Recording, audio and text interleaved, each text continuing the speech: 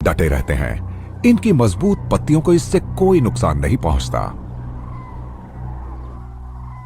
और जब धीरे धीरे सूरज अपनी गर्मी बिखेरना शुरू करता है तो जंगल जैसे अचानक नींद से जाग उठता है।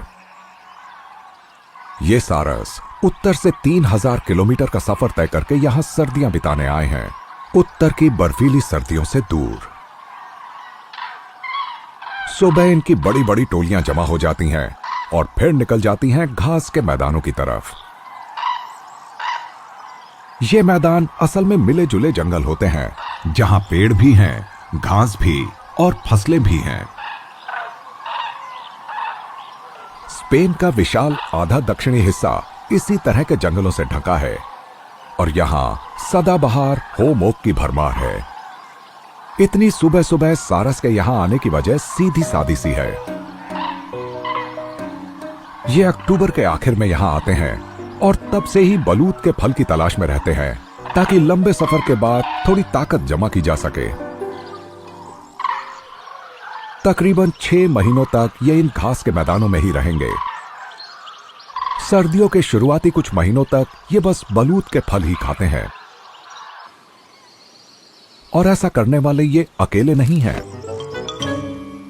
हजारों की तादाद में जंगली कबूतर भी इन्हीं मैदानों में चुगने आते हैं।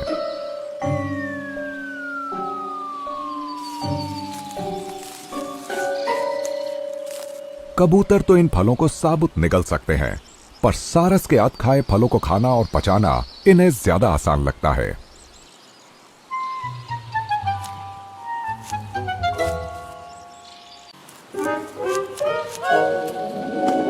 ये उन्हें निगल नहीं सकते, बल्कि इन्हें फलों के बाहरी कवच को तोड़कर अंदर के मीठे पोषक फल तक पहुंचना पड़ता है।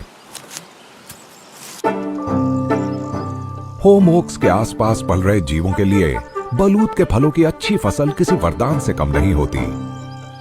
लाखों जीव इनके सहारे जीते हैं, चाहे सारस हो जो इस महाद्वीप का सबसे लंबा पक्षी है, या फिर नन्हे से ये चूहे।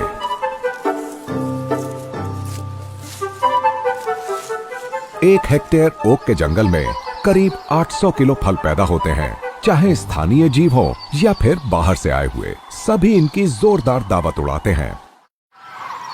वसंत का मौसम आते ही सारस फिर उत्तर की ओर यात्रा की तैयारी करने लगते हैं, पर अभी तो वो इन मैदानों में ही टिके हैं और उन्हें उछल कूद, चीख पुकार और नोक झोंक की आवाजें सुनाई पड़ती हैं, जो मिलन के मौसम का ऐलान है।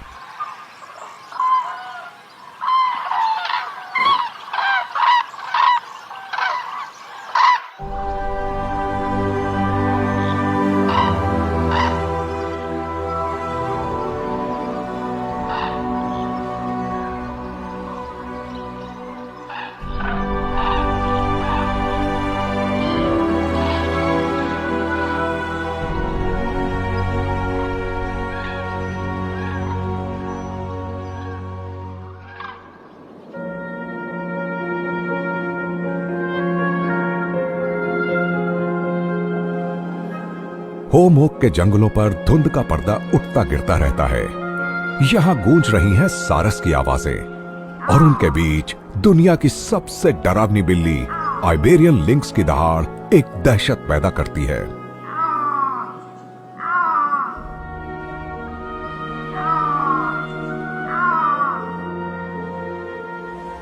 एंडालुसिया के ये जंगल इसके तबाह हो चुके राज की आखिरी निशानियां हैं।